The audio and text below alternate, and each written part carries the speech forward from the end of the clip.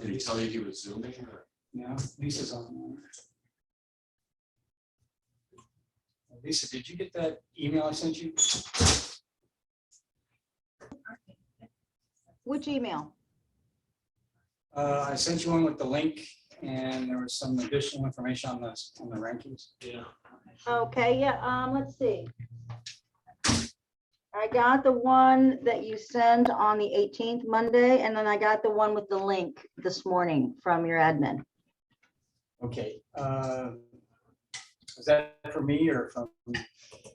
The one from you was the 18th, and it, Yeah, I sent you an email with some attachments.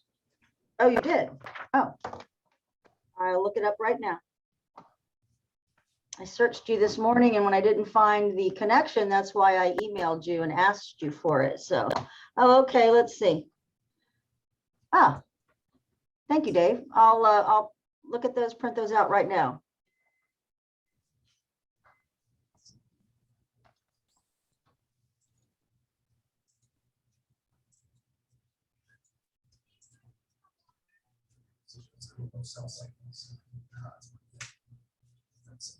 And just let me know if you.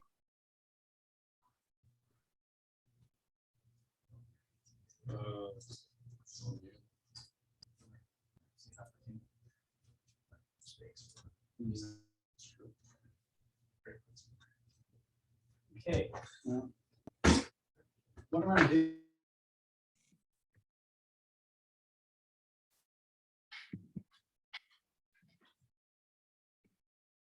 The top actually notes essentially has the basis on your particular package. It'll have the comments that you made that are color coded for each firm.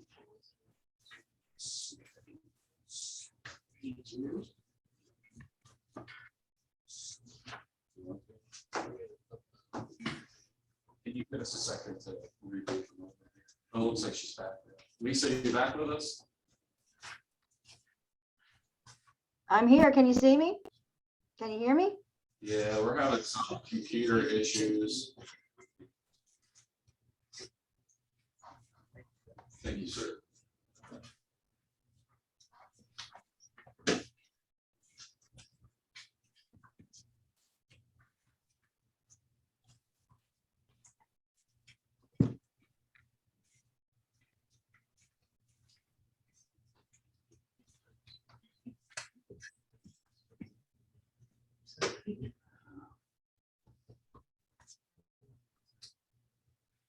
Let's see if it's any better.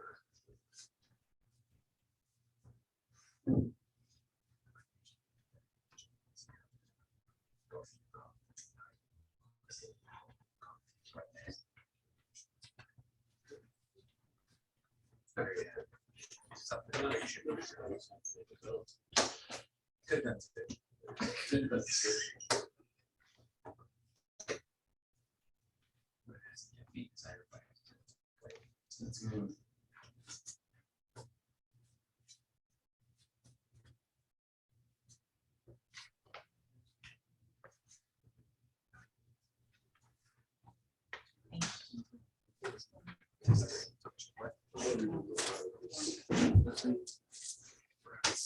Something came up there. Yeah, she's right there.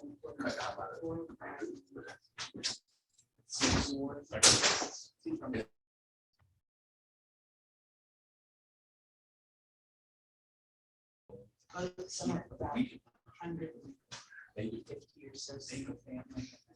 There's only so much service. But it's the last. That is your turn. So Those are your numbers. Yeah. Okay. Just want to make sure. Yeah. I would actually, I would say it's worse. This is just a summary sheet, Oh, thank you. which you've seen before, but I put the remarks that everybody contributed. He bought it for So you get a consensus of what Justin's reviewing the route.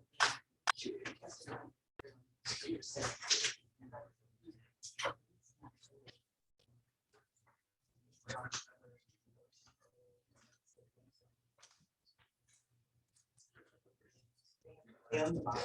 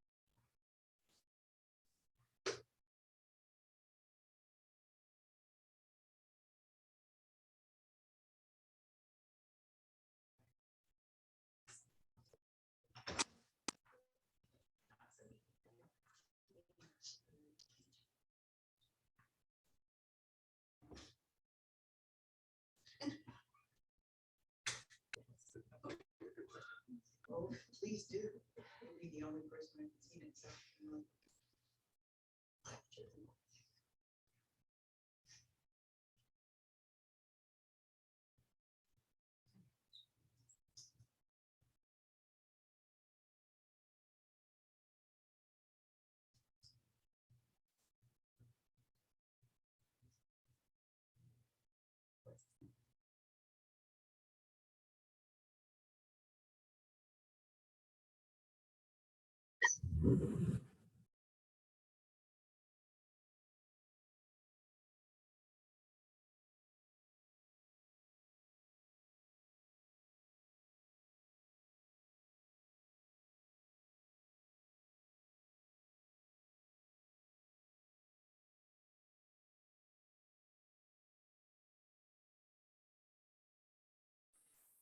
No, no.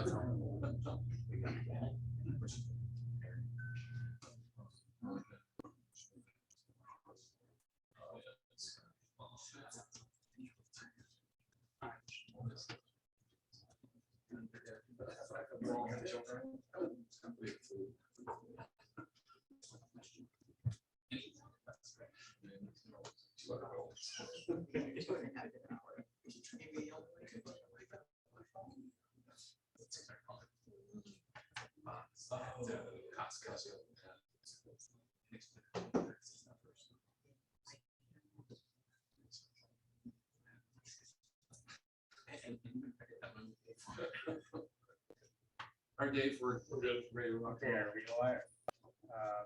Can everybody hear us okay? Lisa? She's moving. Yes, we can hear you. And then, did she just freeze up? I can hear you. I can hear you. Thank you. Okay. Did you get your email? Yes, sir, I did. Thank you very much. Okay, great.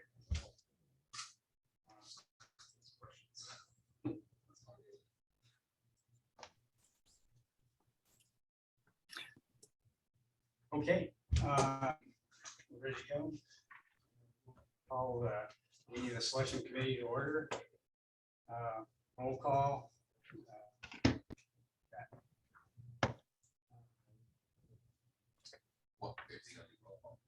Yes, sorry, and Sorry, I just actually took roll call. You're asking for introductions. I'm sorry, I'm Adam Bird. I'm general counsel for the Titusville-Cocoa Airport Authority.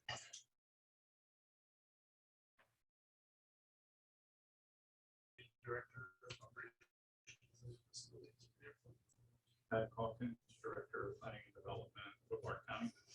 Thank you, South Community Development Director, Titusville. Lisa Nicholas, Economic Development Director, City of Titusville. and we have Lisa Waters online. Lisa Waters, Yes. Florida Airports Council. Good morning. Thank you. And the only person we appear to be missing is Steve Borowski from Valkyrie Airport, so maybe he'll join us later, but I didn't get any indication that he's not going to be here. So I thought before we start, this question about the CCNA and its applicability for this project has come up a couple of different directions. But we had asked Adam to see if there's a legal opinion or some precedence for why would a master plan project be applicable to the CCNA, since the language seems to appear to be more focused on engineering, architecture, projects that would involve somebody who needs a professional registration from the state. So Adam, you want to?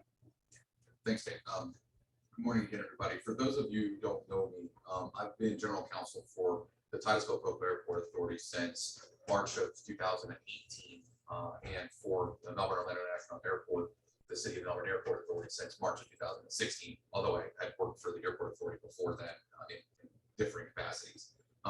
One of the unique things that is involved, and I'm sure those of you that are familiar with, are aware, with airport law is the interplay between regulations and what we call FAR and state requirements. And I won't get too deep into the legalities of what we call federal preemption, but generally speaking, where there are a federal law and a state law on the same subject, federal law is going to control where they can float. It's federal preemption.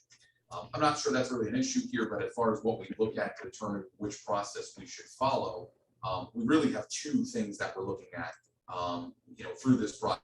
The first is, as Dr. Byers mentioned in his responsive email yesterday to one of our respondents, it's FAA Advisory Circular 150/5100-14E, which is the FAA's directive on public bidding and competitive bidding requirements. It's like 75 pages, it's very long. If you have insomnia, you're welcome to take a look at it. I try to kind of distill it a little bit, and it's the good news, I guess, for purposes of analysis, is it's fairly similar to the CCNA. It is a qualifications-based process for this particular type of work. And that's important because I think that's where the CCNA tracks very closely with it as well. Interestingly, and perhaps importantly, the FAA draws a distinction between two types of services that are subject to competitive bidding, where what we call AIP funds, or Airport Improvement Program funds, are used, which is a project like this one. The first is airport planning services. So, and the second, just for completion, is architectural engineering services for airport development projects. Without getting too deep into it, again, you can check it for yourself. This project falls squarely within the airport planning services realm, as the FAA draws that distinction. And that means it's a qualifications-based analysis and process. It is not an architectural/engineering project, even though where the primary service is airport planning, the fact that it happens to, by effect, include architectural or engineering services or surveying services in this case, doesn't change the analysis, doesn't change the nature of the project as an airport project. And so when we look then at the C and how that applies, the first line that we have to determine in any project is, does it qualify to the CCNA? Is this the type of project that the CCNA encompasses and therefore is bound? And where we get to that is under 287055, that's the CCNA, that's the statutory citation for it. You have to look at whether the professional services that are involved in the project are of the type specifically enumerated within the statute that require the application of the CCNA. And for that, you have professional services that, and I can read you the quote here. I actually, as Dr. Byers mentioned, I've completed and will probably issue today a legal opinion letter on this, just for clarity. The statute defines in section 2A those services within the scope of the practice of architecture, professional engineering, landscape architecture for registered surveying and mapping as defined by the laws of the state, or those performed by an architect, professional engineer, landscape architect, or registered surveyor and mapper in connection with his or her professional employment or practice. And so what that does is, first, to me, we are hearkening back to the architecture/engineering component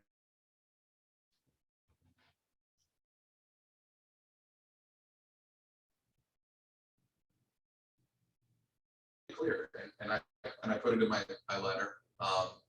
I did research. I looked at historic attorney general opinions, which is typically where I go for administrative reviews of statutes where potentially is a lack of clarity, and then of course state of Florida legal opinions or legal precedent court opinions. There's nothing. There's nothing I can find out there in Florida that says, okay, when we're talking about these scope of professional services, it also includes these ancillary things. And I won't get too deep either into principles of legal statute.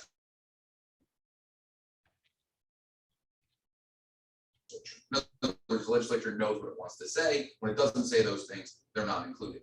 There's also the issue of strict statutory construction when it comes to the express language.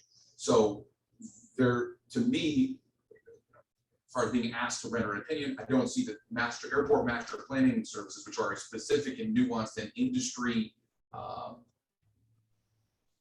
unique, I would say, service. They don't seem to, it certainly doesn't fall clearly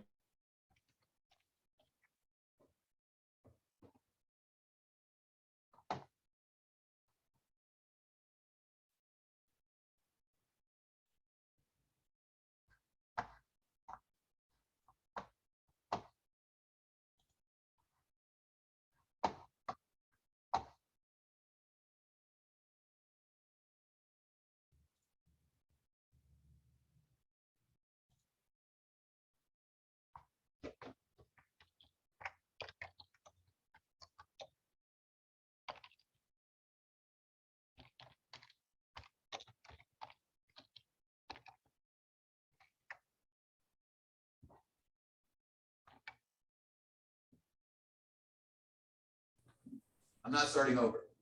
And I think the answer to that is, at least based on the facts that I'm aware of, I think the answer to that is yes, we complied with the CCNA. For one reason, it's not particularly detailed. If you look at it in the entire CCNA 28705 that printed on your printer, almost 5 pages, the entire thing. So you can imagine, compared to 71 pages or 75 pages the FAA has in circular. 3A, it talks about, an RFQ, obtaining SOQs, and then engaging in discussions, and that's the term that's used, with no less than rather 3 of the respondents, normally shortlisted. So you have a short list of respondents, then you have to engage in discussions. Now, again, there is no indication in the statute on what discussions involved. It's my understanding there may have been an argument or two that requires formal interviews with various respondents. I don't interpret it that way. I don't think it can be interpreted that way. It doesn't use the term interviews, it uses the term discussions. And clearly the intent was to have interplay between the selection committee and the respondents, particularly the shortlisted respondents, to allow you to gather the information on qualifications that you need to make your decision. And I believe that that has been done. However, in discussing it with Kevin, with Dr. Byers, we felt that for the selection committee's benefit, particularly the requests that were being made, it was advisable to go ahead and have these interviews with the shortlisted respondents. Go ahead and give them an opportunity to interact with the selection committee before the final rankings are made, before you've made your final decision, so that we can make sure that there's no argument in the going forward that we haven't engaged in these discussions, that we haven't allowed the respondents, the shortlisted respondents, to interact with the selection committee. And so that was kind of what we are doing today, is to make sure, regardless of whether it's already been done or not in the past, that we do check the box, that we do comply with the CCNA. So the issue, and I told Dr. Byers the same thing, of whether the CCNA applies or doesn't apply is borderline irrelevant, because if we've complied with it anyway, who cares whether it applies or not? We were compliant. We've done everything we're supposed to do. And so, with that, I think we've done everything, and I certainly appreciate the hard work that Dr. Byers and the selection committee members have put in. I'll be quiet. I'll be happily answering questions that you all have, but I just wanted to give you that level of confidence that we're proud of the work that you've done and believe that it's been done legally and correctly. Thank you. Any questions from anyone online?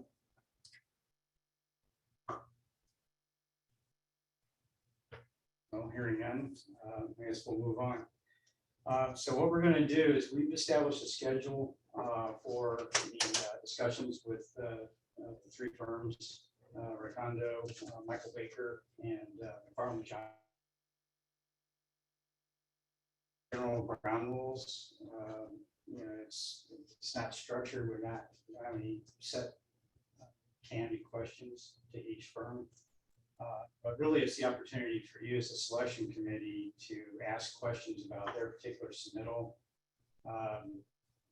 The idea is not to create an opportunity to provide new information, but for clarification for the information that they provided in the SOQ. And as I mentioned last week, the SOQ actually gets incorporated into the contract by reference. So what they've said in the SOQ is pretty much what we're going to hold them to.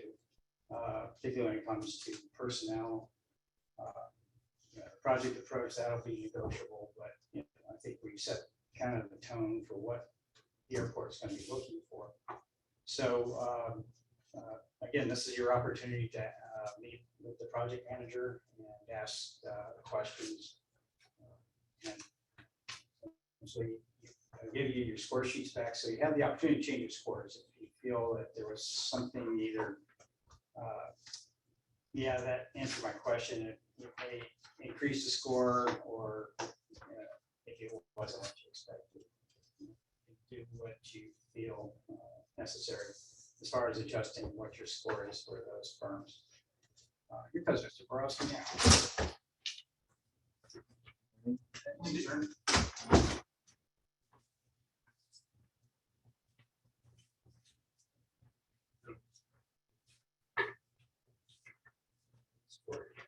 So any questions before we begin? Kind of set it, 15 minutes is flexible.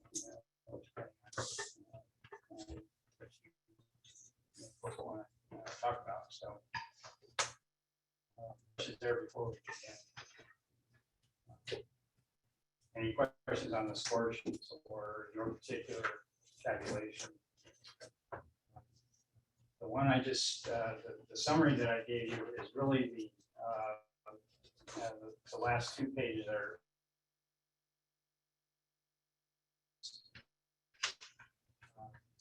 which if you compare yourself with your fellow committee members, you can see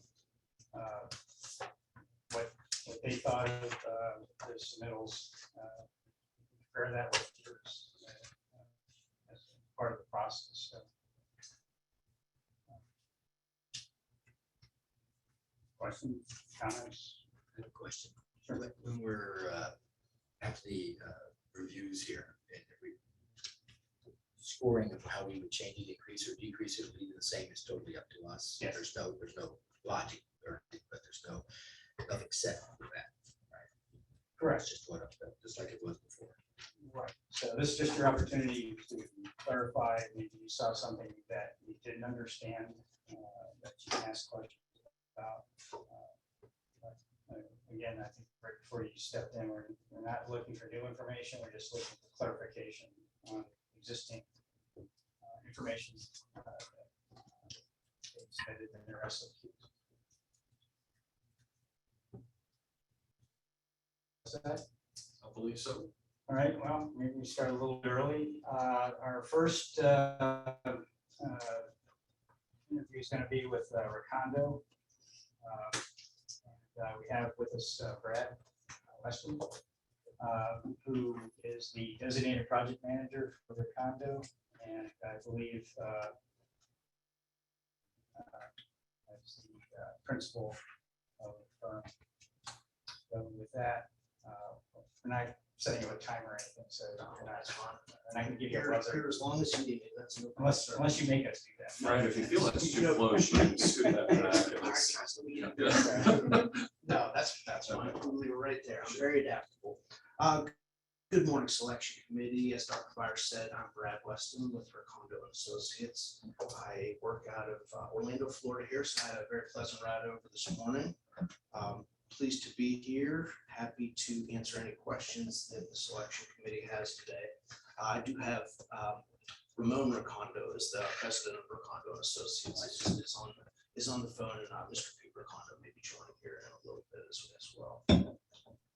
If you'd like to minutes and tell you a little bit about myself, I'd be happy to do that. Airport planner, entire career. I've been with Recondo and Associates for 4 years now. In that time, I've had the opportunity to commercial service and general aviation airports. I'm currently airport master plan update at Boca Raton Airport, general aviation airport, high volume activity, lots of corporate activity, very diverse land use with aeronautical and non-aeronautical development. Executive airport as well, which is one of 4 airports in Hillsborough County aviation system. I've managed some airfield facility tasks as well, runway incursion mitigation studies, what the FAA considers problematic taxiway geometry. In 2020, I was the lead planner for the North Perry Airport Master Plan update as well. And prior to my time with Recondo, I've worked at a commercial service airport for 7 years. Very large and active GA population or community at that airport. Really enjoyed my time at the airport, and I had the opportunity to manage the airport master plan from the airport sponsor side of the house as well. I was also responsible for implementing a noise land redevelopment program as well. Prior to my time at the airport, I worked for another consulting firm for 9 years up in the Northeast, and was able to participate in over 30 master plans, land use studies, noise studies, obstruction analysis, feasibility studies. So I'm happy to answer any questions about myself, the team, the SOQ, or anything else that's on your mind. Who wants to go first? Let's see. I had a question on your proposal under The design circuit 5313B. Yes, sir. You can see it in your approach where you were addressing the new requirements there. Yeah, absolutely, sir. I'm intimately familiar with all of that. The largest impact probably at this facility is going to be the reduction of the tax voucher free area widths. We might get a little more developable space as the FAA is taking an approach to align those surfaces closer to ICAO. I thought we had mentioned that in the very back under section 7, I believe it was, but that's certainly something that we have our thumb on the pulse of. We provide comments both directly to the FAA and also through our industry partners, AAA and ACI.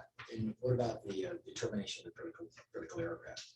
Yes, yeah, very, very important task. We do that early on as part of the forecast. That really sets the stage and creates all the formulas that we need to do the demand capacity You know what the analysis. changes are?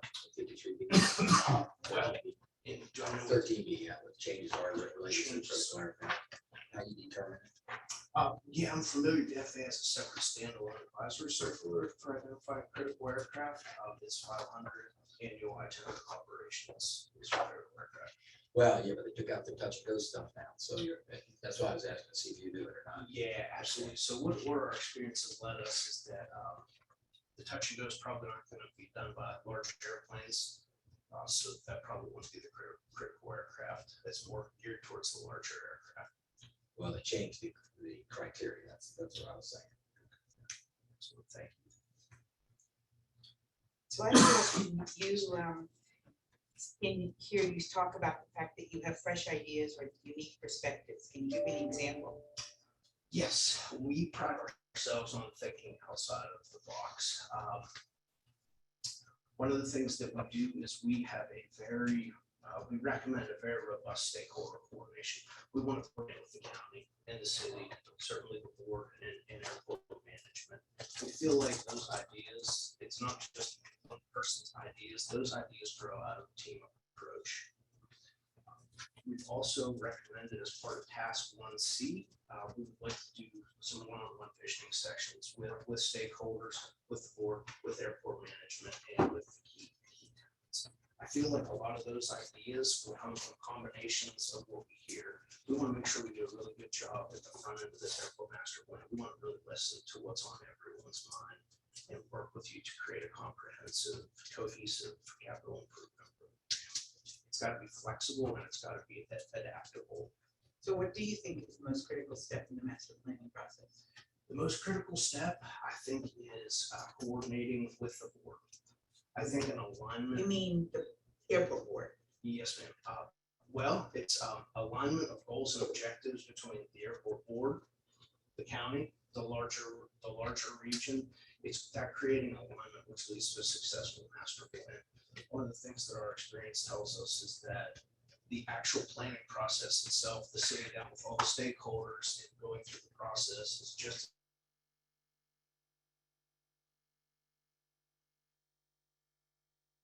very important. That's one of the most important things to consider. Brad, can you talk about your experience in working with District 5? I personally have more experience with District 4 than District 5. I do not know, I know as a firm, I'm certain we have, I just have not specifically worked with District 5.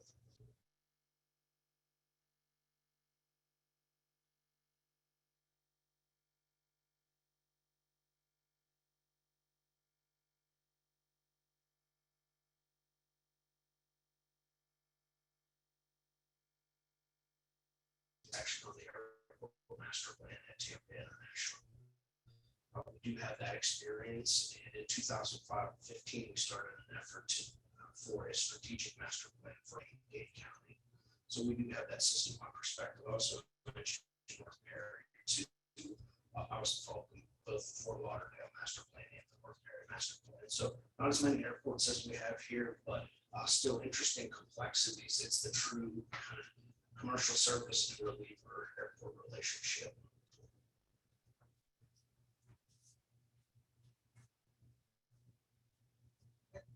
So in your proposal, I saw that you have identified your availability for for your project leads, but in your discipline leads, I didn't see the availability for them. So how would you characterize the discipline lead?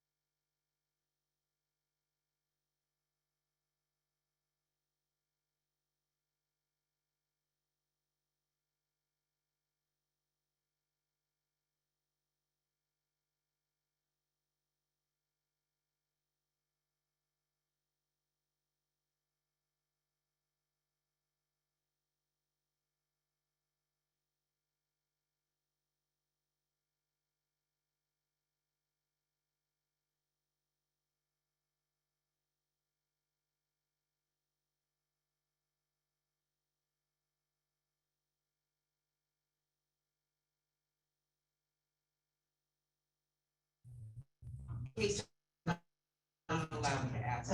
Okay, good. Yeah, I have his full attention now. Are you pursuing other contracts that could impact this availability in the event that you were to get that contract as well? Am I allowed to ask that? Yes. Oh, Ability to take on work and existing Yes. workload are Oh, relevant. yes. Oh, good for me. Excellent question.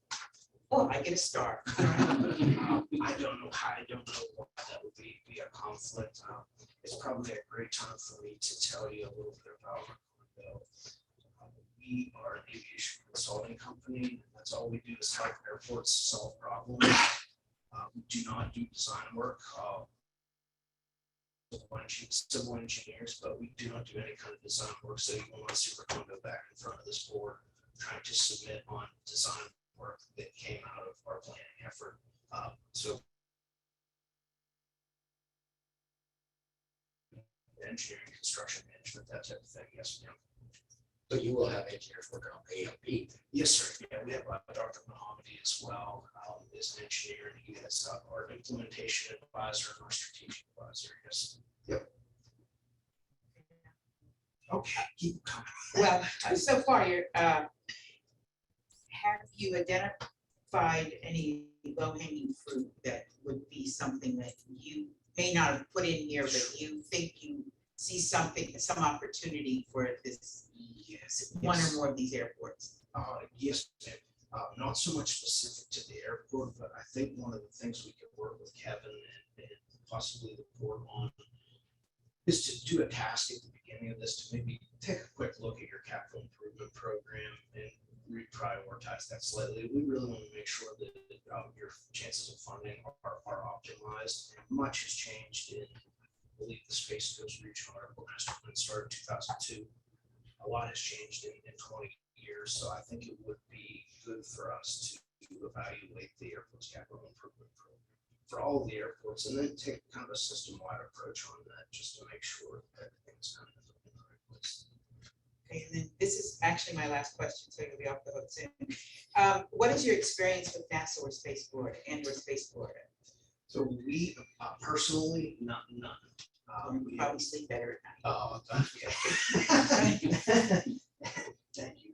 So our team partner, Jacobs Engineering Group, they work at all NASA centers, all federal launch sites, yes, all 10 NASA centers, and all but 3 of the FAA licensed spaceports. And they do the full gamut of services, both planning and design.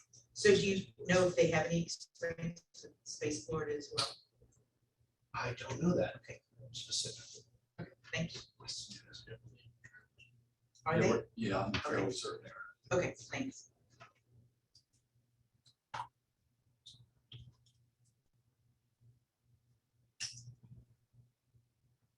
Dave, this is Lisa. I have a few questions. Can you hear me? Okay. Good morning, Lisa. Good morning. Hi, Brad. Nice to see you. Great proposal. It was very easy to read and easy to follow. Question for you. You've got a good team, it looks like, as part of your entire team. And there's a number of sub-consultants. Brad, do you have personal experience working with those sub-consultants? And has that experience been good? I assume they're on your team because it has been. Say thank you, Brad.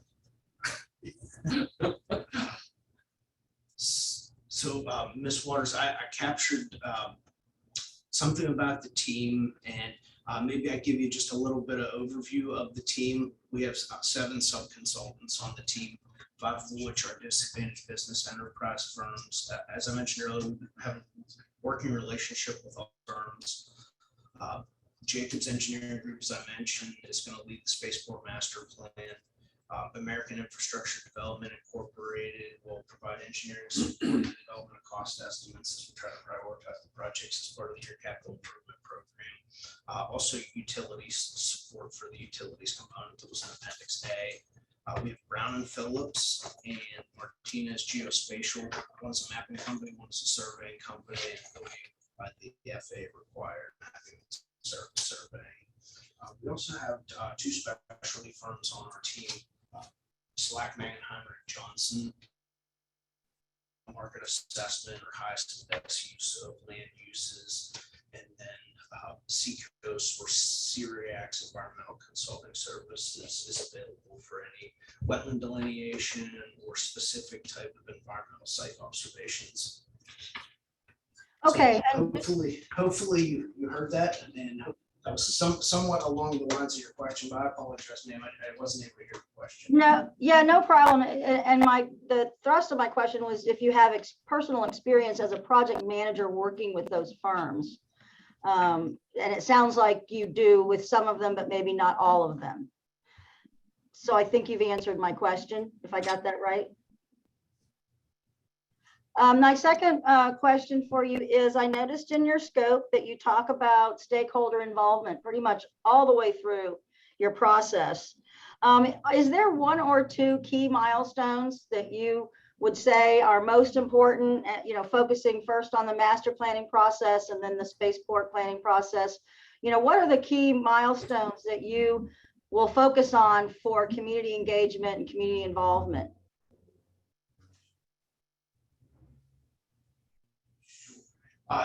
Yes, Lisa. Yeah, great question. I think I caught the gist of that. I think if you're going to hold me down to particular tasks, I would say when the forecasts are 80% complete. So that first meeting with the stakeholders, we're able to share with them the process, the master planning.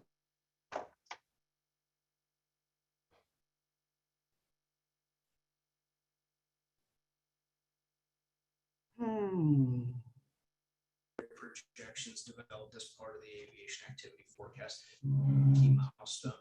And then certainly we want to engage that group before the plan is finalized. We don't want anyone to feel like we're railroading something through or pushing something through. I believe we had a task for refinement of alternatives, and we feel that's an important task because those projects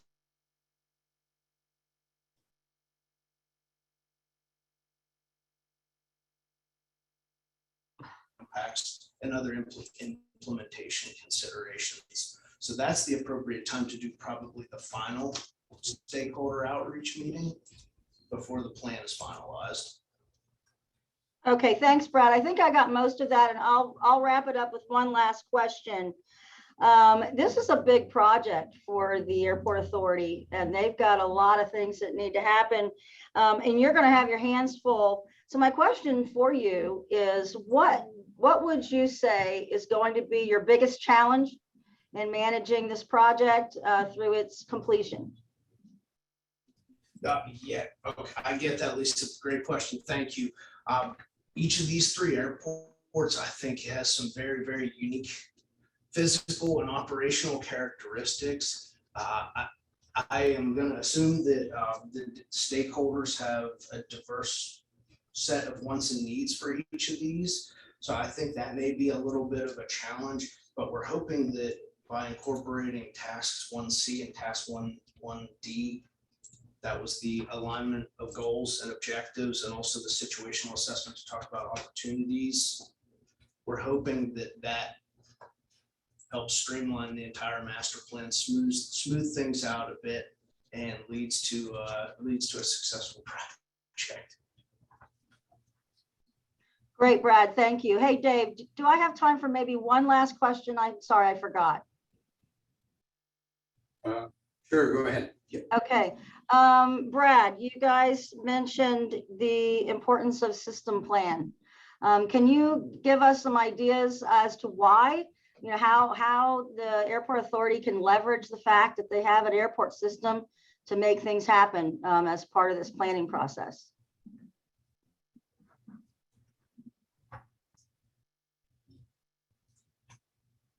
Yeah. I can speak a little bit to the importance of considering all the airports as a system. So I think first and foremost, as I mentioned, very unique. The Airport Capital Improvement Program, which is one of 3 primary deliverables as part of the planning process, that capital improvement program needs to speak specifically to that.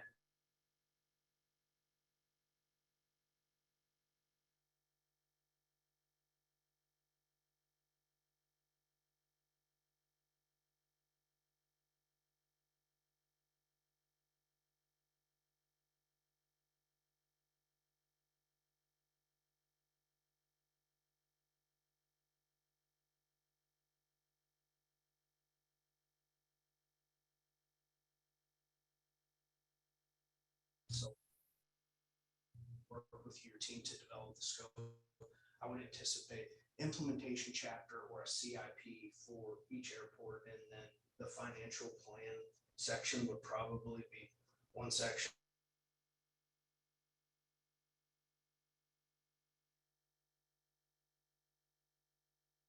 So, but yeah, I mean, so, if not, Thank you, Brad. Yes, thank you for absolutely. I don't coming know. up and talking about this question.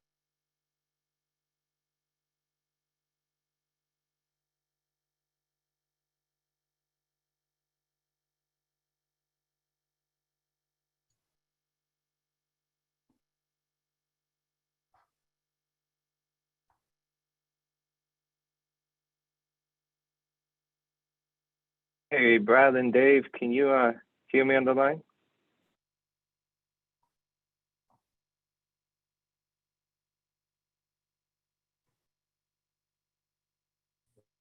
They might be able to contact. And I have this phone number right Sorry, now. Alicia. Wants to bring in. Yeah, for the. He's always going to try to address your question. It's called Wire 3. Yeah, I can't hear, I can hear you, but I could only hear a little bit of Brad. Maybe the recording, maybe Dave can provide us with the We're recording. having so we can- some bandwidth issues. So What we were told. those either online. Well, they're putting in bigger. Wire. But. Fibers, yes. Fiber optic. So what our IT guy told us is that it won't help the average home, because we can only use so much bandwidth anyway, but that perhaps businesses, something like the airport, would be really helpful. You don't have fiber optic on the streets now? I'm sure you do. That's what doesn't have fiber optic. No, Probably different areas of it though. I'm not. I don't know anything about that. I'd be surprised if AT&T didn't. Oh, know they- but these guys have one step higher than that, whatever that is. It's 100 gigs or megs or things. Yeah, I know you for Seriously. a long time. No, You're smart. seriously, no, I am. We need that Lots Starlink. of something, yes. Yeah. No, seriously, that's Oh, not actually, right. you guys get a discount there. Starlink. But anyway, they're making a enough for big you, deal Tony? about it. It was funny to me, the IT guy said, most You people can't need use it. anyway. dedicated. Well, satellite. That's. we had to get fiber optic. Yeah. It was amazing. I heard that. Yeah. Who has the rights for that property down there? Is it AT&T for somebody else? And the county is the one that went out and contracted with like Florida, high speed. AT&T didn't particularly like that. I bet they That's do. their competition. And so now they came back and said, well, the fiber optic is there right up to the house, but you have to pay for the the non-recurring, this was went over $200,000. We said, no, thank you, we'll get it wireless from the fire department. There you go, even better. So they, fucking fire Yeah. department, their transfers it over to us, and they came back and said, "Oh, you know what, overtime, it's another $100,000. And what was the monthly charge? It was like 4,000 a month or something. It ended up being about $200 a month, but believe it or not, the system under we have now with the fire department, That's cool. some part of the expense that goes to the county. Yeah, but that's cool. It is, Yeah. you know, just, that's why I was asking. No, I honestly, I don't know. But I think that might be a husband thing. I don't know. Maybe husbands don't let any of their wives or children touch the remotes, or maybe it's the kids who don't let the parents touch the remotes. I think it's pretty hard like it at my house.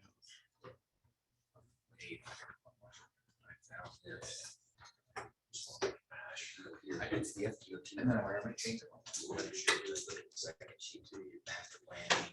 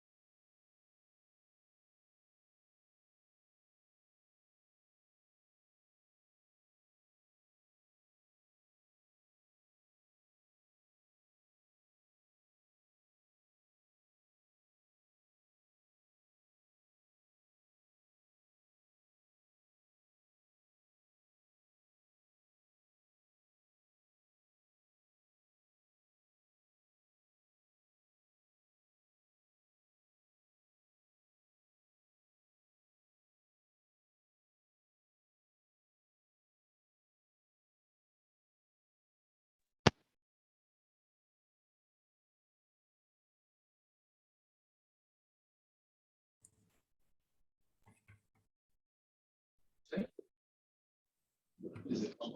It is coming, okay. Mhm. With my comments. Mhm.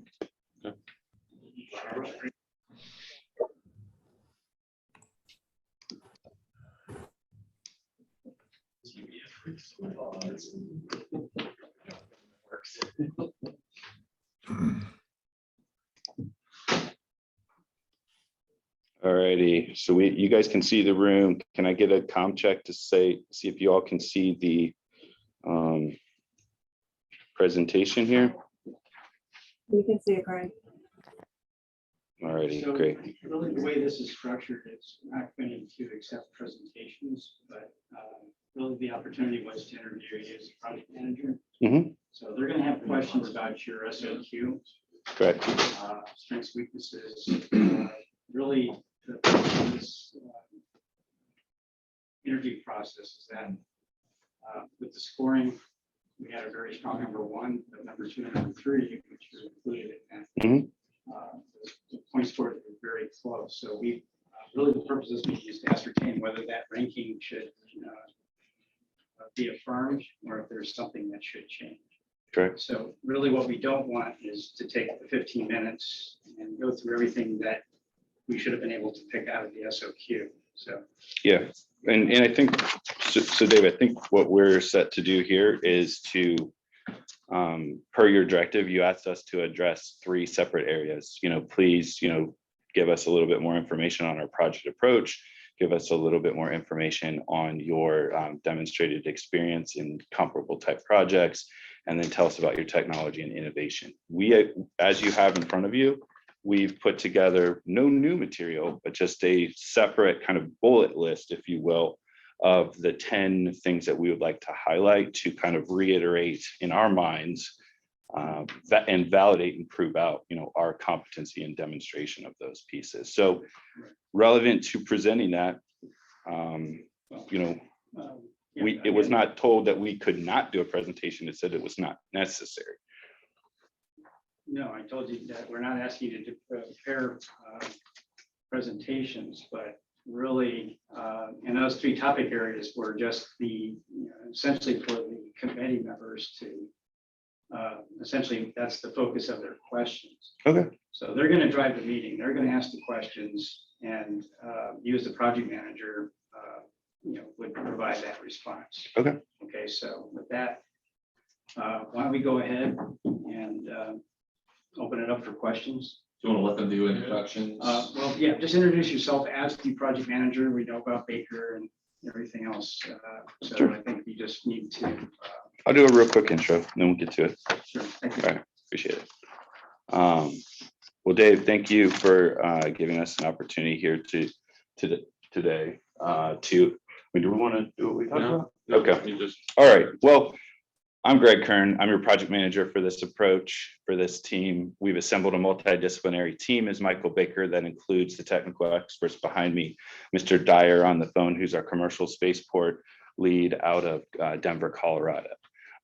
In our solicitation, we felt that we put together a very strong team, a multidisciplinary team that was broken down into kind of subject matter expert buckets, being our FAA master planning team and technical approach, our spaceport master planning team and technical approach, some specialty services through our partner companies that we identified, and a full wrap of what I would call a program management approach, my role, to help kind of manage that multidisciplinary effort. So, with that, in any multidisciplinary, kind of project, while I, as your project manager, would work directly with your director, would work directly with your staff, I'm going to rely on my subject matter experts to do what they do best.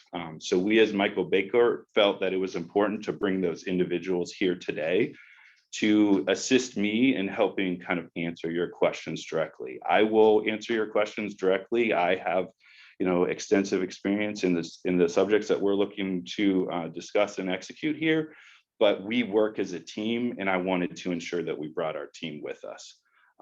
So with me, I have Phil Jeffco, who's our FAA Master Planning Subject Matter Lead. On the phone, I have Greg Dyer, who is our Spaceport Master Planning Lead. I have Brian Russell, who's our principal in charge and who has been a member of your execution team for the past 16 years. Phil has been a part of your execution team for the past 20 years.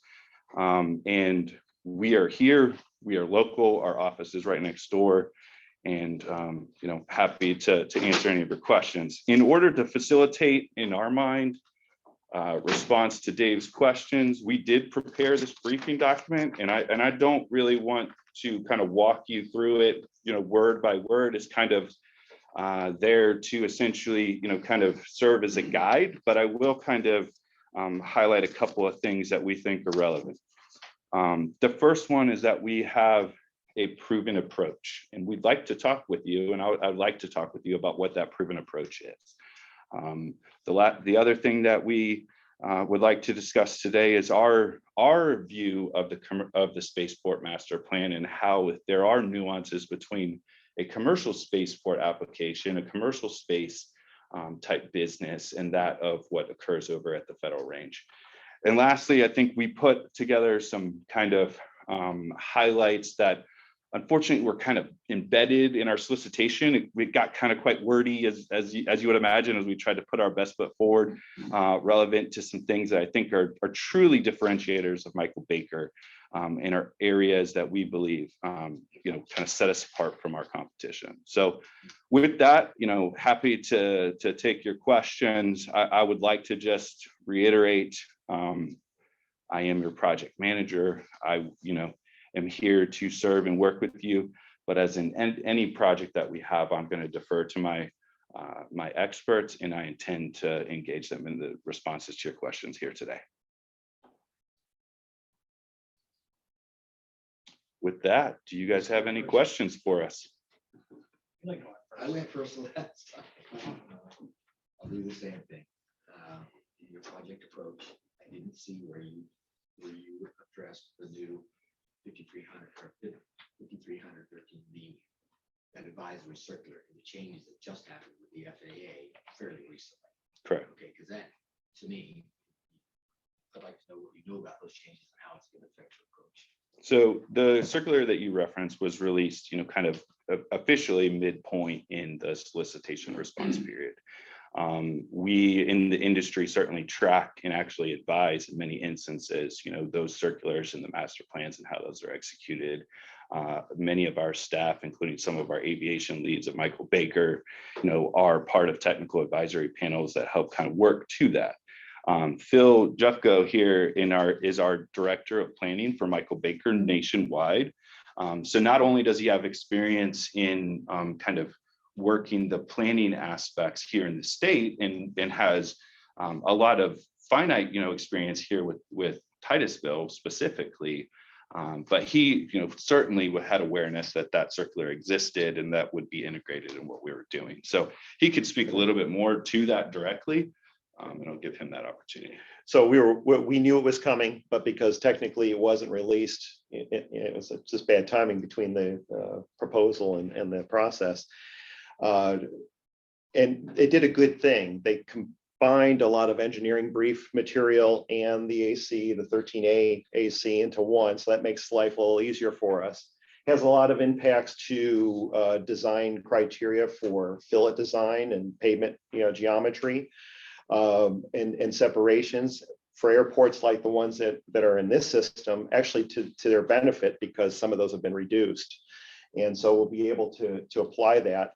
We've been frantically going through a process of any of our master plans that have been in midstream right now. I've had several that were already in review, ALP reviews with the FAA, and we've been asked to go back and refine those to the 13B standard. Not quite fair, but I understand why. And we had done so accordingly. It's not the only standard out there that has been changed recently. In fact, yesterday, the new change to NEPA came out, and it'll be effective May 20th. That will have impacts to our process as well. So we always have to keep on top of those things.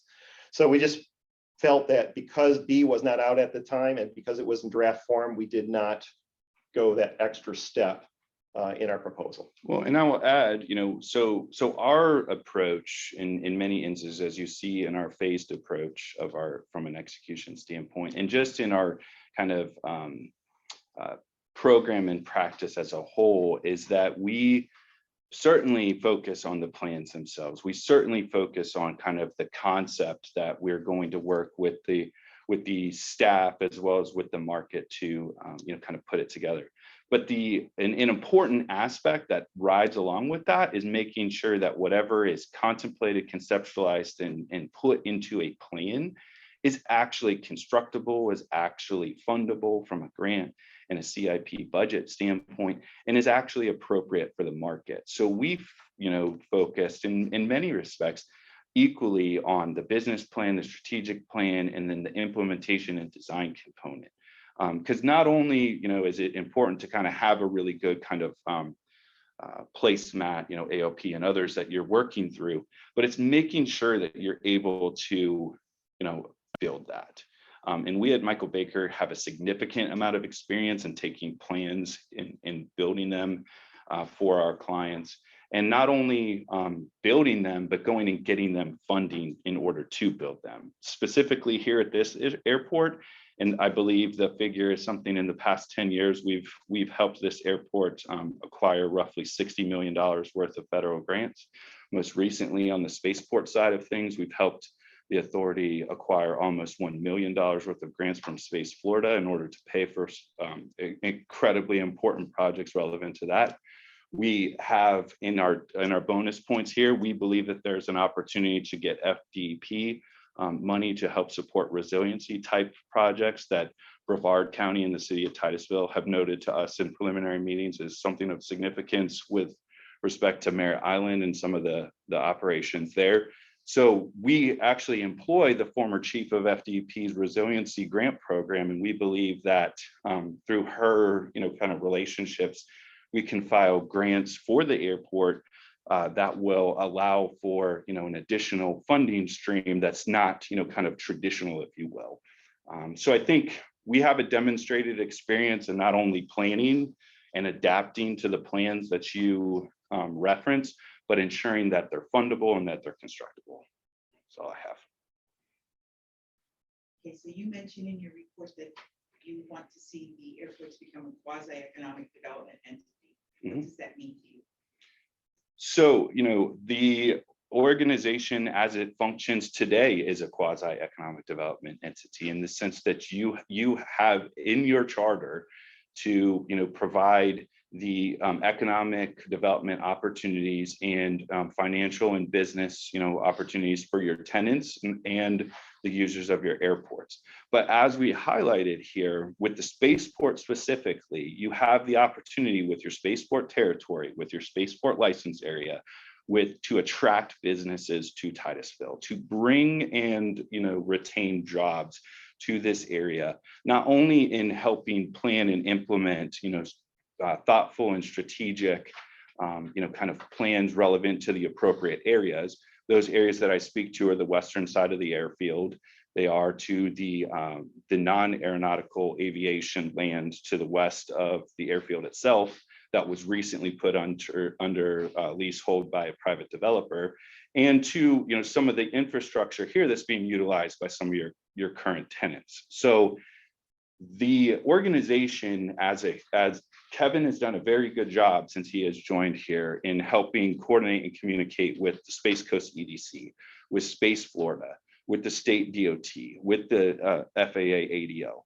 All of those organizations could be kind of bucketed into a stakeholder group. And that stakeholder group, everyone that I just named has an ability to contribute monies into the execution of these types of projects.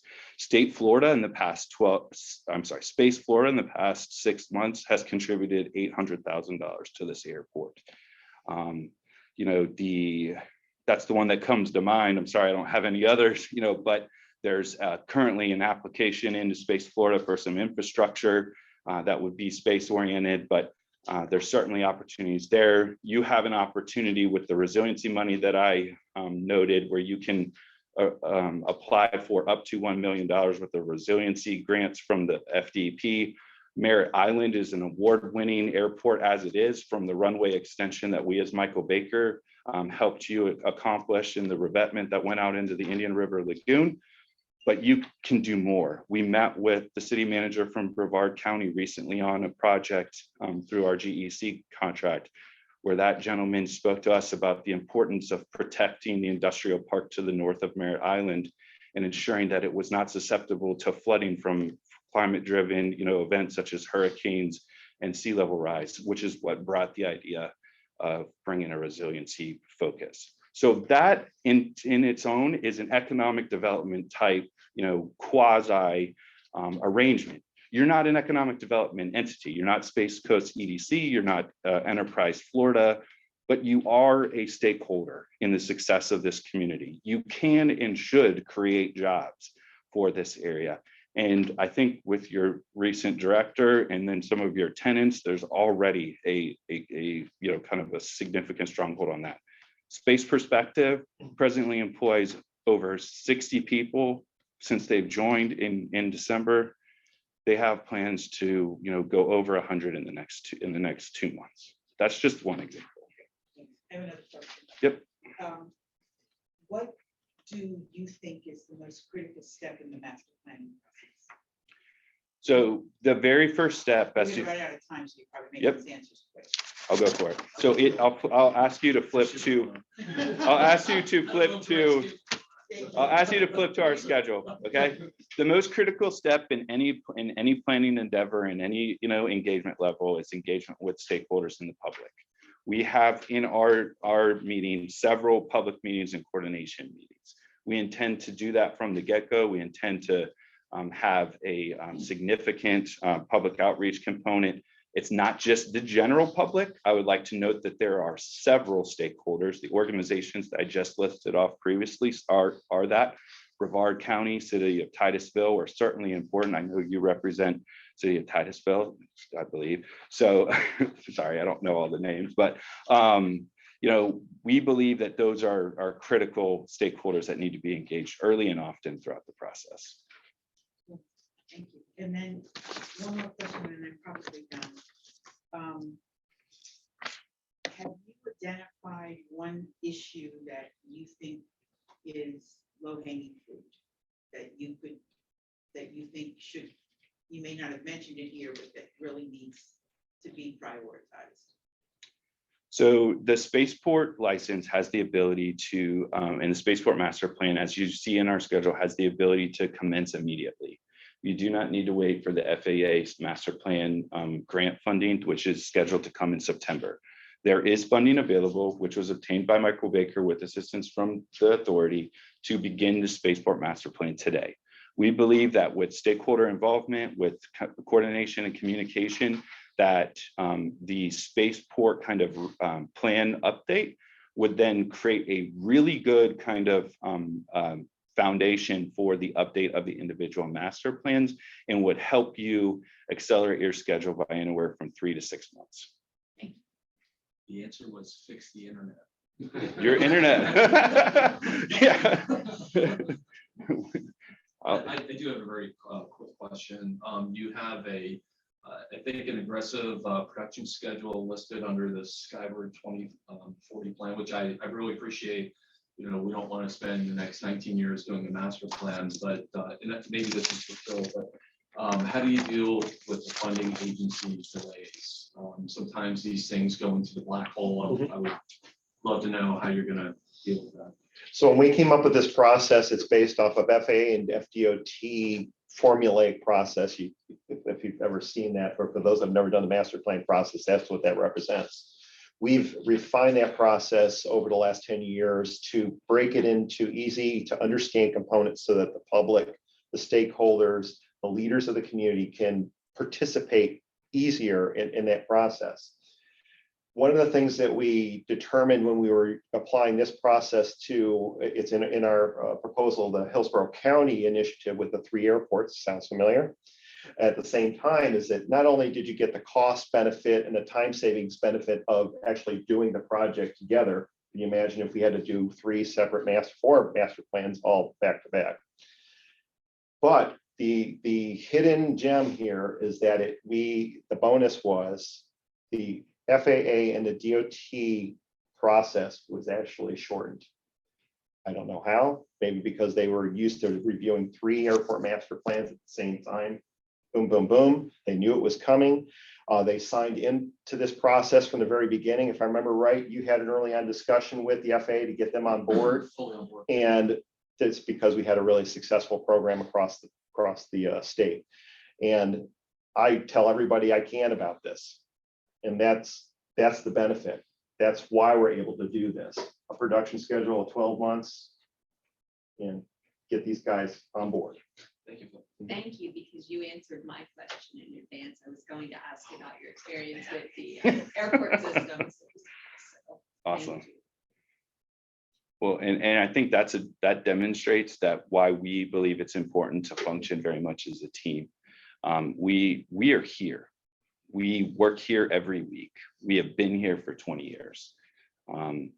Some of that has been noticed and acknowledged. Some of that has not in the community. But we believe that we, still have a lot to contribute as Michael Baker.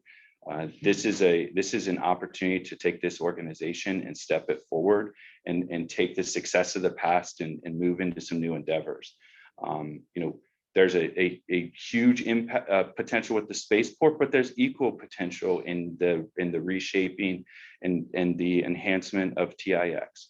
There's significant upside in COI and the work that goes on out there at Merritt Island, coordinating with the county, coordinating with the business owners, coordinating with the entities and individuals that are looking to convert that airfield into something that's more business jet oriented rather than general aviation oriented.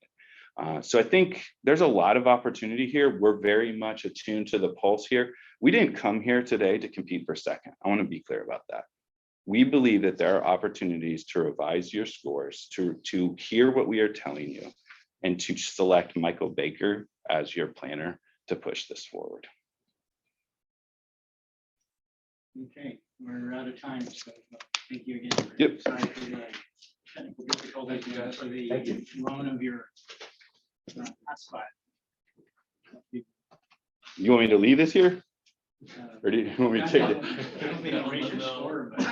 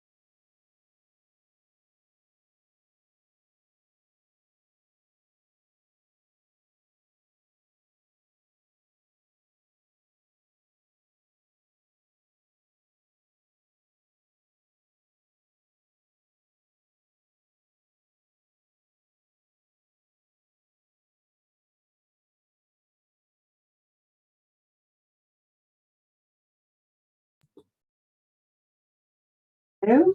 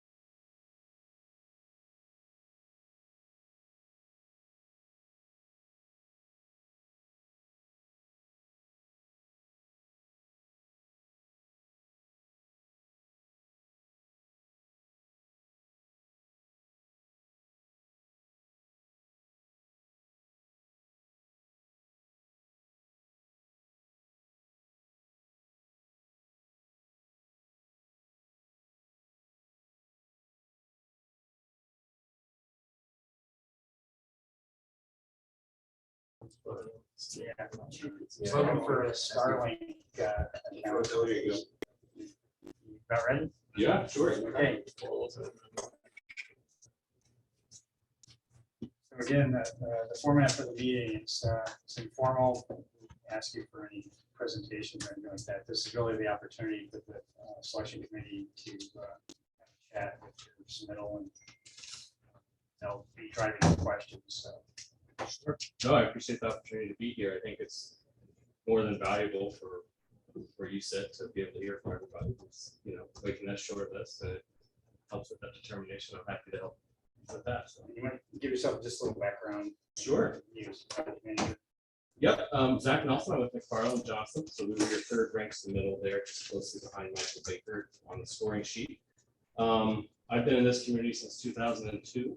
I started my career actually right here at Titusville Airport. I was operations intern for about 7 months my junior year in college. So graduating from Florida Tech in 2007, I immediately started my career as a consultant and took all that knowledge I had from working here forward with me. And I've been in Florida ever since. I've been in Brevard County all but 1 year of that time since I graduated. And this is probably one of the first opportunities I've had to do the type of work that I do at airports all across the country right here in my own backyard. So when I saw this opportunity come up, knowing the great team that I have, including 3 Melbourne-based planners and then a group in South Florida and Jacksonville as well, along with a complement of staff that we have up and down the East Coast, I just knew that we were in a great position to support what you're looking for here, and I wanted to be a part of it.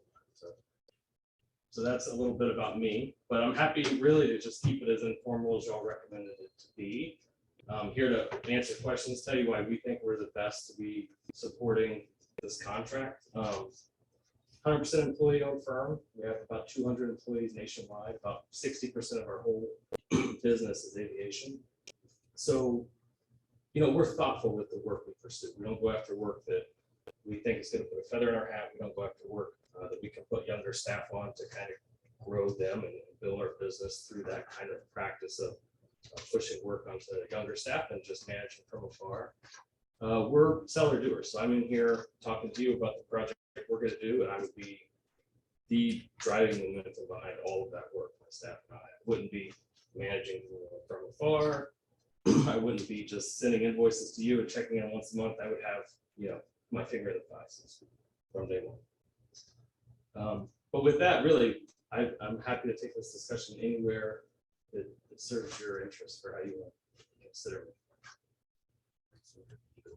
I'll go first. Okay, my question relates to the design circular 5313B, the new one. Sure. And so, not too many people addressed them. I didn't see you addressed them in your approach. So what are those changes? Because those are dramatic changes. Sure. So There's some significant changes there. Most of my involvement with that circular was when it was in draft. I didn't mention, but I've been teaching as an adjunct at Florida Tech since 2012, so I stay really up to speed with all the circulars. I make sure that we're bringing that information to students. So I had a chance to look through that quite a bit in draft. Now that it's out in full, I didn't see a lot of changes from what I expected. And a lot of the substantive changes are things that we've kind of already been doing. So one of the big pieces that I think is important is this advisory circular rolled in the DOT's 2018 document on taxiway geometry and making sure that we have taxiway geometry that minimizes the potential for pilot error or any confusion that would result in a runway incursion. And so rolling that into the design circular, I think, was a huge and substantive step for the design circular itself. But functionally, we've been exploring those types of geometry issues since the guidance letter from the DOT about 4 years ago. So practice-wise, a lot of that's kind of already something we've been looking at. A lot of the focus too on cleaning up runways in terms of what the FAA refers to as a balanced airfield, where you don't have displaced thresholds and you're mitigating RSA standards through operational controls. That's something that I've been doing my entire career, working with RSA determination studies, especially through the southern region. I've done about 4, where we look at a number of ways to improve RSAs that aren't going to result in operational fixes that are below design expectations. So right in line with the new AC guidance. In fact, we're doing an EA, finishing one right now. It comes on the heels of a master plan I just completed at Greenville's downtown airport, so busiest GA airport in South Carolina. We're going to extend the runway a little bit and offset the threshold on the other end, but it's actually going to require a tunneling project. So it's what was a relatively interesting and potentially easy fix if the FAA wanted to accept some level of risk through the discussion and the SMS process, and keeping an eye on this advisory circular that's now out. The guidance was to not accept any of this, and they're pursuing a $28 million program. A lot of experience. Thank you.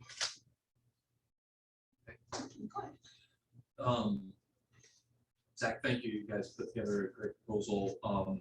I think just kind of being here under a year now, I see that the airport authority and the airport staff really hasn't done a lot of community involvement, public involvement. Can you talk about your approach for that with the 4 master plans? Sure. I see public involvement as foundational to master planning. A lot of times it'll be brought into the fold a little late. I like to start off right at the scoping process, but how do we want to engage our public? What type of stakeholder groups do we have at play at each of the 3 airports? How do they overlap? And how are we going to organize our outreach? And we're going to put that up in the scope right at the very beginning. We also, and you'll see in the proposal, we have the quotient group on our team to help us with that outreach. They're specialists in airport-specific and transportation-specific public outreach campaigns. So they would be assisting with social media outreach, hosting the website, although I know you'll have an excellent website, so I would assume you would just have a page to support master planning material. So whether it's a freestanding page or hosted on your own webpage, the quotient group would support that social media and kind of web outreach, as well as show up and be a part of any stakeholder one-on-ones we have or public coffee sessions we have with the community. We're open to any and all, everything from high tech to low tech. We want to engage the community where they are and receive the information that's going to support consensus at the end of each airport master plan and a community that's supportive of what we do. That's the goal. But also, I'll add, through the process of engaging the public and communicating vision and value of the airports, we're setting you up past the master plan with a bunch of marketing material. So if you're looking at land development interests here, if you're looking at other specific interests that you want to go out and target market, you're going to have a lot of material that's generated through the marketing campaign that's going to be directly supported to you as a second use as you move forward and try to implement the master plan strategic implements. Thank you. So, what is your experience with multiple airport agencies? Sure. I think a good example would be DRBA, the Delaware River Bay Authority. So we've been an on-call planning consultant for them for years and years. We've done master planning studies and a bunch of one-off studies. I also am very active personally in Greenville-Spartanburg area. Now, they're not an authority of multiple airports, but the Greenville downtown and the Greenville-Spartanburg airport very much operate in a synergistic way. One is a GA reliever to the commercial service. And so I've actually got to bridge some of their connection, even though they're not under the same authority, and generate some kind of regional momentum for what they're doing together, which has been interesting. But outside of DRBA, I've been able to work with a number of authorities that have multiple airports. Normally it's a large commercial airport and smaller GA airports. So that dynamic can change over time, a little different than it is here at Titusville specifically. But GA airports are my bread and butter. The commercial service work I have done is not at the top 50 airports. You know, they're at small non-hub airports where they really have GA problems, community problems, and they're growing air service inside. My focus is not running multi-thousand-dollar programs to look at gate optimization and these kinds of things. I'm really a boots on the ground land development planner that's focused on bringing consensus to a long-range plan and driving value for your community and your people that everyone sees what's happening at the airport. That's my goal. So have you identified any low-hanging fruit that you would say, you come in and say, you know, this is a priority that you move forward quickly? Sure. Just looking historically, there's probably been underfunding at this airport. So just looking at the grants that have been flowing in over the last 10 years, without even having to look at the airfield itself, I could probably say there's opportunities right there. So we'll look at what hasn't been addressed over the past. We're going to look at what are those safety issues that will receive the highest funding prioritization.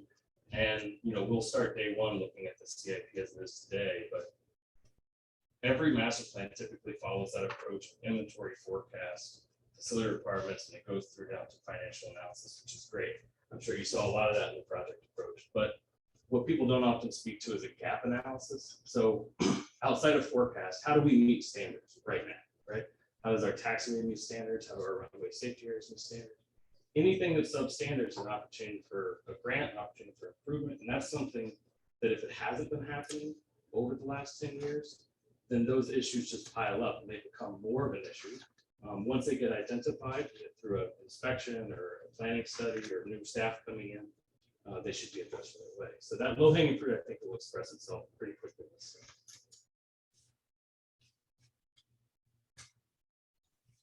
You talk about your dynamic planning approach. I'm not very smart about these things, but just to me, it looked like just a kind of a computer where you plug different options in. And sure. Is that, could you explain it better than that? Sure, and that's, I'm happy to have that opportunity. Master plans are typically 200, 300, 400, 500 page reports. There's a lot of analysis and explanation that's written into the narrative, and that can be very helpful, especially right when they're completed. You're visioning the next 20 years of development. You're showing that on your ALP project, and all the analytics behind why you say you need what you need is in the narrative. But if anyone, Kevin, anyone wanted to look that up a few years later and re-understand how that analysis was prepared and apply it to a new problem, that all has to happen kind of at your desk, right? That's a man-hour, staff level exercise at that point, because the master plan that we provided is just a piece of paper. So we actually build all those analytics into a SQL database, and it's the It's the word I don't understand either, the SQL database. But we have in-house programmers that work with us to take the analytics and put it into a module. So if you wanted to log into the system and change parameters, we give you a flexible master plan where you can explore needs. So we're identifying triggering events based on capacity and demand relationships, be it how many registers do we need in your GA terminal, to how many square footage of conventional hangar space we need, to how much apron square footage do we need. It all comes down to a demand capacity relationship. So we'll prescribe a forecast, identify planning activity levels, maybe have some scenarios that are in the forecast to look at how things might shift and play. But at the end of the day, the master plan is going to be a little prescriptive because the FAA is asking for hard numbers to say this is what we think will happen. But we want to give you the ability to say, you know what if we land that big tenant? Let's plug that in. What does that actually look like when we filter that new dynamic through all the analytics that we've already done? And instead of requiring you to pick through multiple pages and kind of, spec out on the side how it all works and reverse engineer everything, that's a product that we just give as part of our master plan.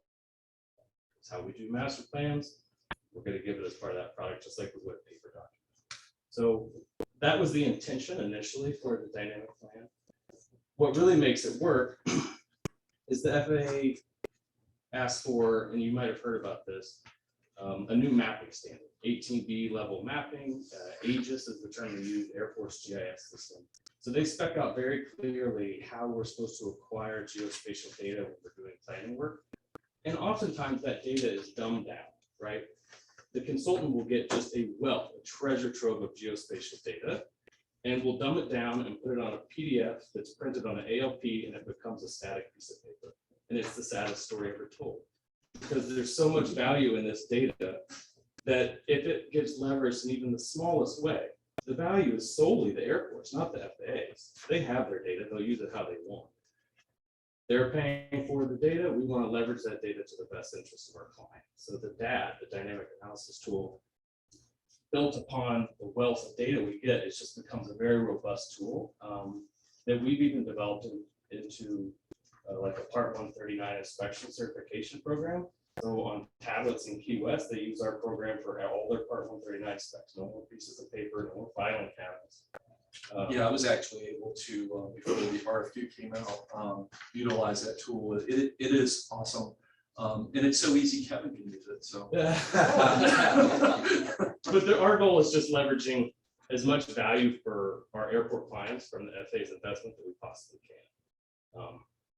Alternatively, other consultants will give you a paper master plan, they'll give you a PDF ALP set, they'll support some engagement with the FAA on communication of what your long range vision is, and that's it. And we don't want to leave it. Of course. I feel like I just saw the wizard behind the curtain. There's a lot of value to be had in these processes. There's a lot of money to be spent. And if at the end of it, you don't get what you think you need, or you don't recognize what you could have, that's a shame. And one of the reasons I go after projects like this is because I know the product we bring, I know the staff I bring to bear, and I absolutely wholeheartedly think that we will give you the best service and product that you could possibly have. Not to be too bad. Hey, Zach, this is Lisa Waters. How are you? Lisa's talking, but we're not getting any sound. Lisa, you're I on get mute. that.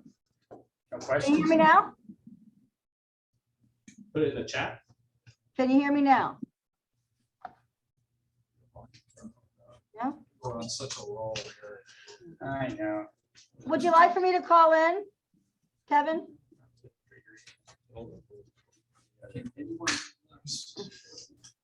Certain words. Oh, I got that one.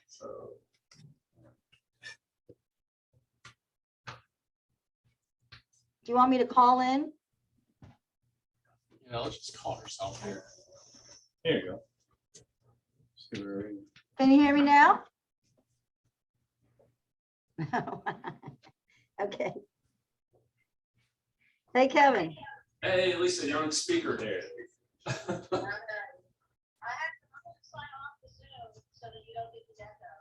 Okay. Okay, awesome. Thank you. Okay, can you hear me? Yep. Yes. Hi, Zach. Nice to see you. You as well. Hey, one of the previous questioners already asked a little bit about your experience and your team's experience on doing multi-airport planning. And I'd like to just sort of dovetail on that a little bit and ask you to talk a little bit about, what you think the advantages of the airport authority having basically an airport system over just one airport. Opportunities are obviously abounding. But could you talk a little bit about not just the opportunities, but the business perspective and any legal opportunities or protections that you think the authority are offered by having an airport system? Sure, I think that's a great question. A system of airport does provide some protection, specifically if you start to run light on land, I think, which is probably not an issue around here on the immediate front. But as you start to look to balance interests over time, you have the ability through a system to push like uses into similar areas in a way that you might not be available on a single airport, especially if it's with limited land. Also, with some of the opportunities afforded airport authorities through Section 163, which is a land release process, which removes that phase, kind of ability to have a commenting authority on how the airport uses and disposes of land.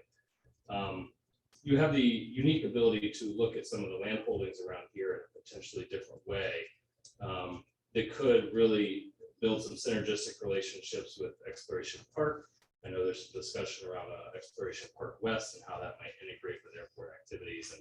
And having multiple airports where, again, you can provide for that regional demand in a more flexible way could create some really neat land development opportunities, which could support specifically some of the space growth in the space market, not just relative to the space port here, but just the general market that's available for space activities that we're seeing in the region. Understanding how built out things are across the river, that might provide some real opportunities in the future that certainly should be explored through the master plan, whether they become relevant or not in the long range plan. I think they should certainly be explored. Does that answer the intent of your question? Yes, very much. Thanks, Zach. My pleasure. That's the only question that I had. Zach. Okay.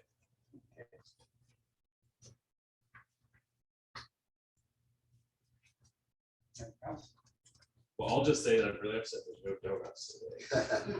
There has been donuts every week. But thanks for having me more than anything. It's nice to be able to comment beyond just what we see on paper and be here with you. So thank you, Sam.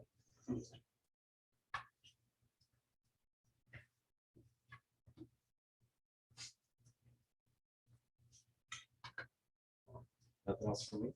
No. All right. Thank you. Everyone take care. I Thank can you. tell you spent a little time with Jim Ball. He's a great guy, right? As soon as you said Exploration Park and everything, I thought, oh, you Dr. Jim. Yeah. We got some great ideas on this team. He's definitely an idea man. Yeah, very good. Well, again, thank you.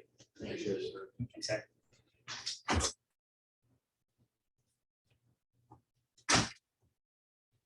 Okay, so this is the opportunity to take a look at McFarland Johnson's score and everybody else.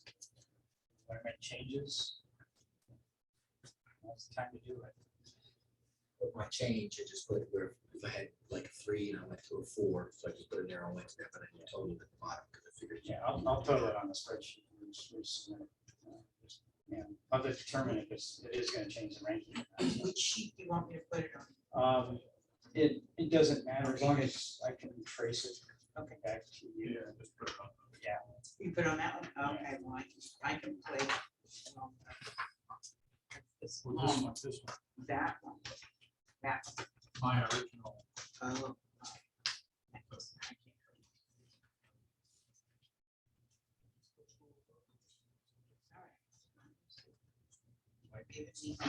So anybody have any comments on?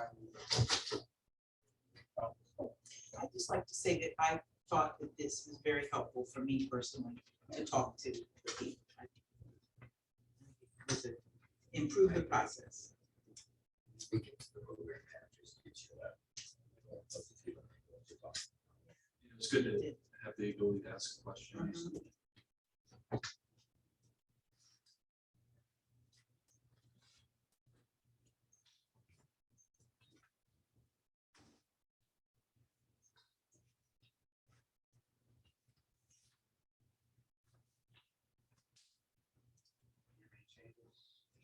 just pass something back this way. I'm gonna leave these books here for you too. Those are complimentary. Oh, that's what I was afraid Good of. staff. Good staff.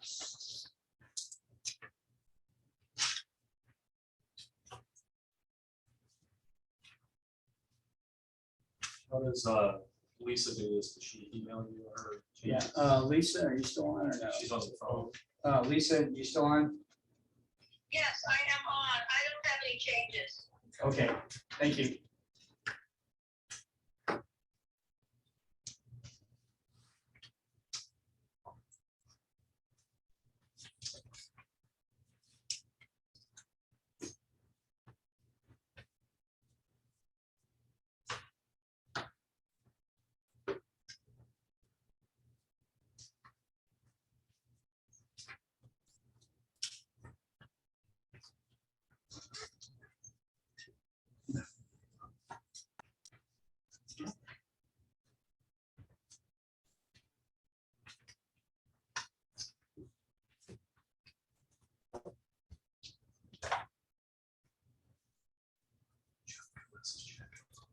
Business now.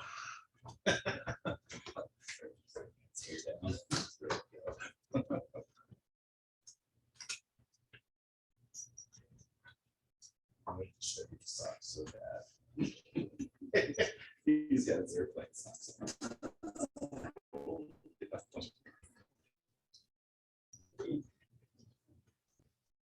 I rummaged around in my drawer last night trying to find some aerospace socks.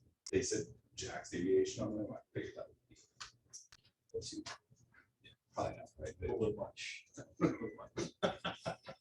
So now I have a to-do list to buy some airplane socks. It's cool still. Or it's high, my friend.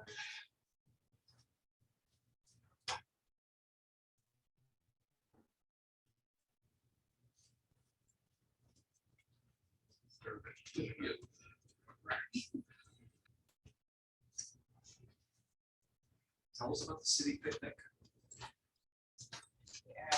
Every year we go to Fox Lake and Nice. we eat something and, you know, it's done by department, so they always try to outdo each other. Oh, cool. Yes, this year there's cornhole and what's the other? This was the fire guys who put this together. So cornhole and tug of war. Yes. And then they give out their annual awards. And then most of the staff goes home. Yeah. The city manager gives them half a day. You have to keep a few people, you know, there to actually do some work. For selection committee. Yeah, the firefighters. Oh, and they have door prizes They too, do, right? I think I yes. won some gift certificates last year, Yeah. so. There you go. For simple people, with simple pleasure. It was, That's nice to do. it is nice. Yeah. Should it? All four people. Compete against each Well, for other. you guys, it's just a six pack, right? Yeah. Not during work hours. No. Very clear. You guys could split the last two. You know? That's, the tug of war will be sad here. You get your 1.5 beers. And Right. I once had a public works director tell me that the reason he had such good morale in his department is because on Friday afternoons, they would get a cake and bring it down to the local county park. That used to be the reality back in the day. Die. It's we built our terminal. It's an observation deck. Yeah. It's on top. And we have basically what I call choir practice about every other Friday. Choir practice, that's right. But it's amazing how it's improved the relationship with the kids. Mhm. It really is. Because they all come, they look forward on Friday to go to the thing they bring, you know, chief hors d'oeuvres and whatever they want to drink. And it's typically over by 8 o'clock. Right. But makes a big difference. yeah, when's the next one? When's the next one? We got one coming up in a couple of weeks. And we now have a big giant movie screen, you know, the 30-foot movie screen. And this time we're showing American Made. Cute, yeah.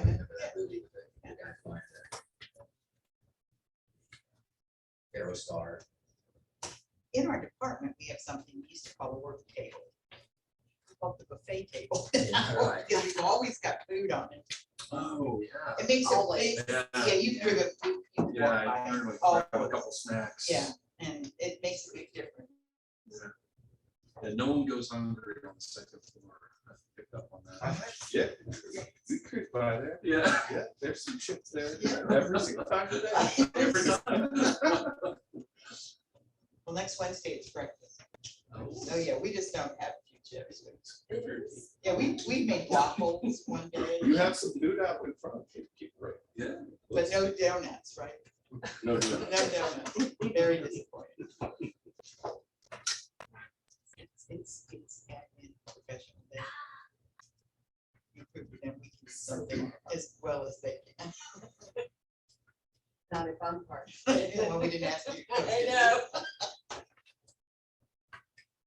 We did like an office, like a chili cook-off, and that was fun. That's because it was like, you know, everybody like makes their grandmother's chili or their personal chili or whatever. You know, and then you do like a blind test, and it's amazing. I mean, like some of like our young guys that, you know, you wouldn't expect would like be able to whip up a good batch of chili. I mean, they competed hand in hand with some of the other folks. And it's cool. The challenge of being able to serve the public, so we're always open with the permit aspect. right. So for Christmas, we did 3 days of Christmas, we called it, we did one day with an appetizer.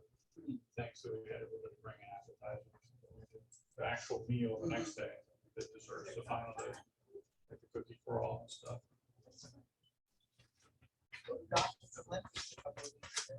I guess it was months ago now.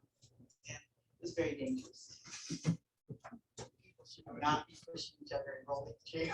I don't think good comes to that, Peggy. Safety stand. The only thing I wanted in the whole thing was the plank.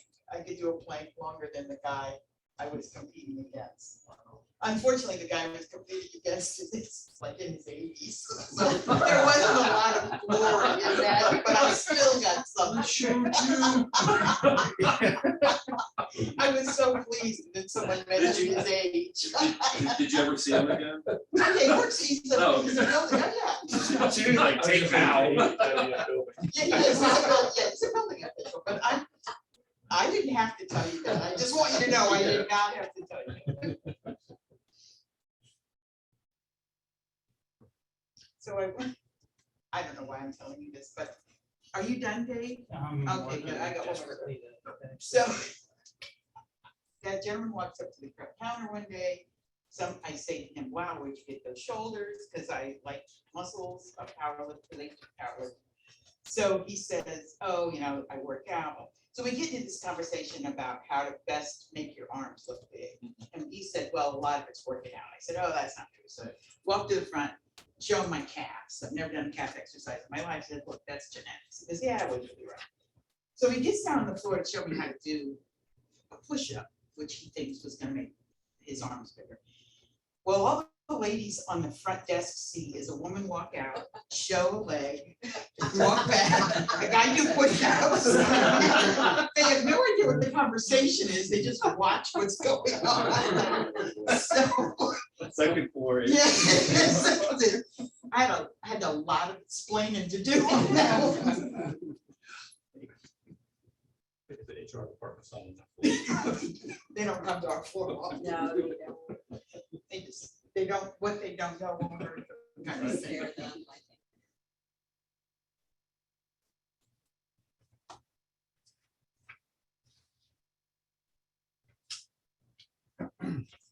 We had a guy come into our airport a couple, 6 months back, 98 years old, wanted to get on the hangar waiting list. It's not good, isn't it? It's not a good idea. Now he's been back. Where am I at on the list? Am I getting the hang of it? I'm like, well, we're not there yet. Keep checking in with us. Keep checking. It's important that you keep checking in with us. How long is the wait list? This is going to be important. Longer than 6 months. No problem.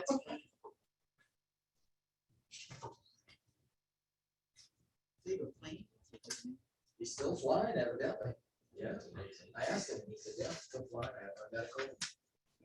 That's why I asked. I mean, my grandfather is 97, he flies out of Merritt Island. He's 97 and he's still flying. Yeah, flies out of Merritt Island at least once a month.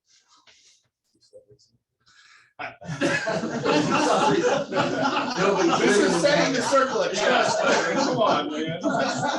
He doesn't carry the same last name as me. I guess. Follow-up questions, man. Check on that, please. Just look at some flight tracks from here to Fernandina. Yeah, we're we're all on it. figure it out. Give me back the score sheets, Dave. He's got an original pair of aviators. I mean, like they like have the string there, like the plastic is like yellow. It's like so old. Like, Andy, where'd you get those aviators? He's like, these were government issues. Oh yeah, that's like they're going to a museum someday. It's got a chisel on your head.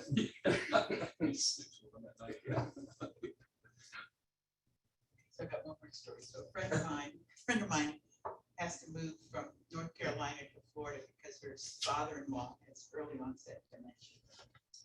And he's there living all together, and she mentions that the father-in-law is completely dressed, everything but shoes, goes to bed, lays down in bed, and wakes up the next morning ready to go to work. My friend says to the father, to the son, you know, I didn't realize that dementia could change a person so much. And the son says, oh no, Dad's always gone to bed fully dressed. So she comes next time I see her, she says, I don't know the difference between being an engineer and dementia anymore. He was an engineer and he went to bed fully dressed. I'm an engineer and I don't wear my clothes. Yeah. We're not all the same. Just with your pocket protector and everything. got your slide rule. Yeah. Your pencil. I did not sleep in. You did not, all right. Mechanical pencil would probably be a little uncomfortable. Oh, mechanical pencil. Only could be 0.7. Yeah. Not the 0.5. That's Yeah, for that's like, great. you know, like I people feel with like really targeted over here. My 0.5 leg, yeah. Like pencil in. Come on, Dave, I'm dying here, man. Data entry assistant.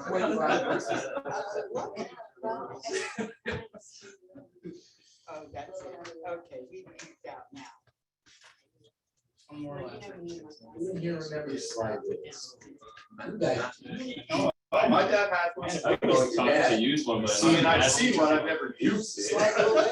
Yeah, I pick it, slide rule, and then, Oh, I used to slide rule Dave, focus on the numbers. when I was at Don't FIT. talk. You never saw me slide rule. well, that was high school, and, you guys know Andy Keith, right?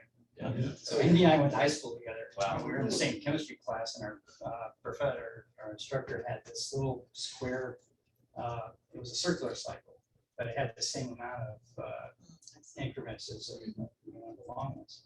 But we were uber cool because it's like a pocket protector, but our sliding was in there. We were talking about, I still have mine. I think you I still have have that his too. circular slide rule. It was, So you still have your original calculator? I mean, that's a big thing. You know what, Everybody keeps those. I bought a TI 50 and it was in Rockledge. It used to be a place, the Sears shopping center. Okay, and I remember, I think I was at BCC in the first year. I bought this TI 50. Oh, those things were money too. But it had, you know, all the trigonometric stuff on there, reverse rectangular, polar coordinates, you know, all that stuff. 30 megabytes of RAM. or was it the Hewlett Packards where you had to put it? That was, yeah, that was too expensive. I couldn't use one of those. Yeah, that's, The you can reverse just Polish reverse, notation. yeah, that's it. Yeah, That's that's it. the reverse Polish notation, that's a rough one. I remember like when the first iPhone came out, like my dad like got it, or we got it, and he like had pulled up like in a garage, like a Radio Shack catalog from, you know, like 10 years prior. He's like, So everything on this page is now in this phone. And if you had bought everything back in like the early 90s, you know, this would have cost you like $2,000 and it's now in this phone. And it's just,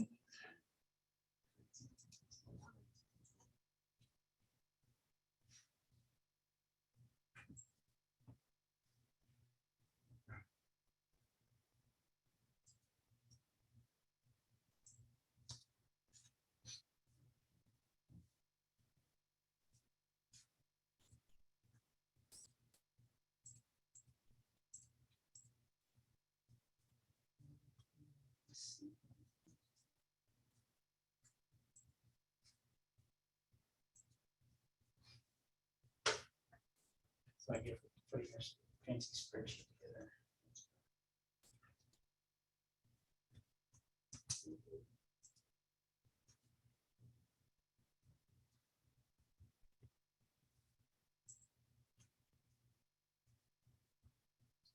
Yeah, Justin, you guys have a guy that comes up here and firm that picks your. I got a letter from him. Yeah. We used to let the Boy Scouts do it and other, but now the county has some issues with that, not the Boy Scouts, but people coming on. So I just got a letter that they had your guys' airport in there. It says these are the following airports. And so you get paid about a certain amount. Yeah, I think last year the harvest was really bad and we only got like $2,000. But they are a rough looking crew, man. Yeah. Yeah, we just had to escort them around, yeah, it's free money. They figured we would probably have like 3 or 4 times that amount. But someone had already, a lot of our agents got it, they were already put through it. Have you got like a contract with them? Can I grab a copy of it just so, you know? Because I'd rather do that. I have It's free money. Walking on, yeah, it's free money. It's not just the money, it's just having one person and not worried about. Yeah. Chasing people away. Well, I think they went for the whole insurance thing too. Yeah, That's the big thing, the insurance. Yeah, they pulled the permit, they got insurance, it's cool, it's legit, so.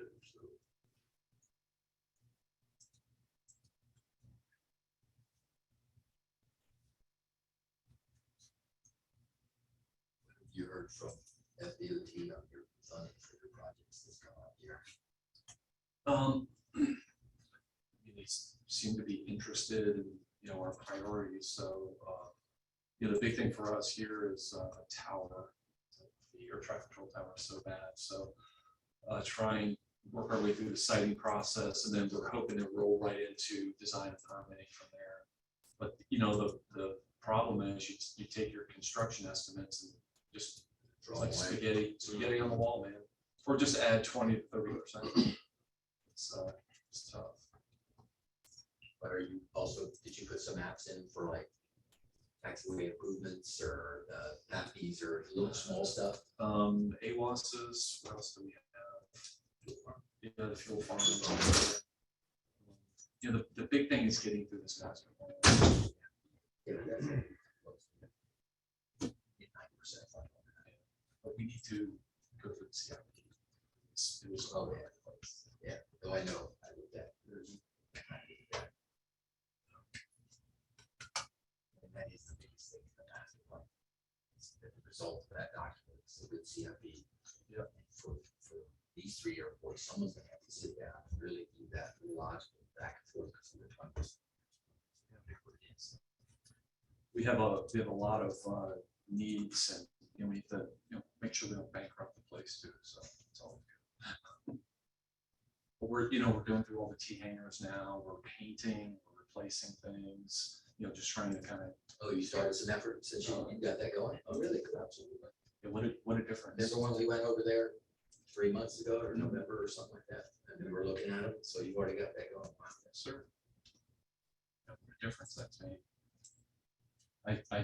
One came vacant here 3 or 4 months ago, and I stepped in and it was like, wow, this is what 1985 looked like. Yeah. So we're putting some effort into it. I think it is much appreciated through the tenants. So Yeah, because looked at great. Yeah, you don't have to spend $1 million. I mean, paint, some lights and, a little maintenance goes a long way.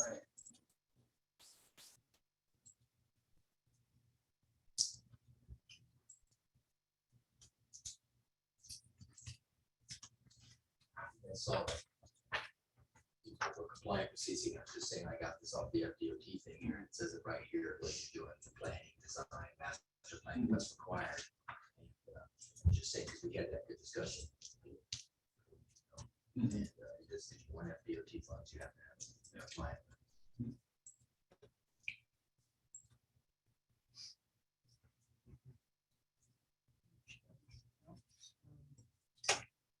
So let me share my screen.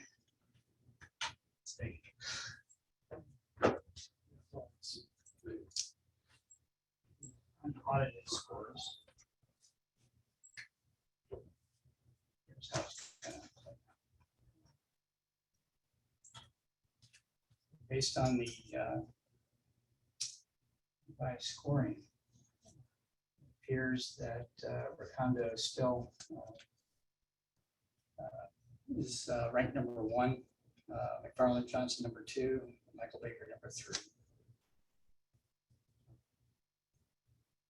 So.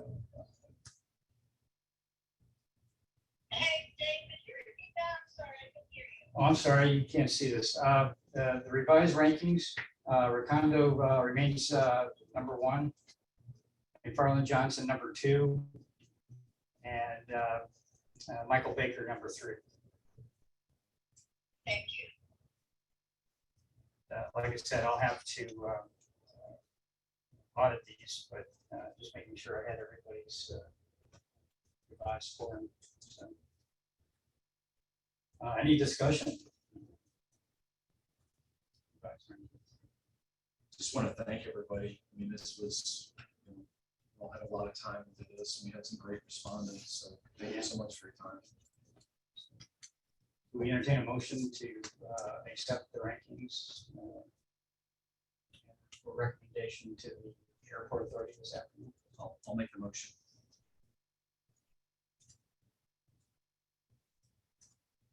Second. I can second. Discussion. Please vote. All in favor, say aye. Aye. Opposed? Aye. All right, it's unanimous. Thank you. Thank you very much. Thank you, everybody. With that, pardon? She's got. Thank you, guys. Steve will say something. Congratulations. Enjoy, Peggy. Thank you. Thank you again for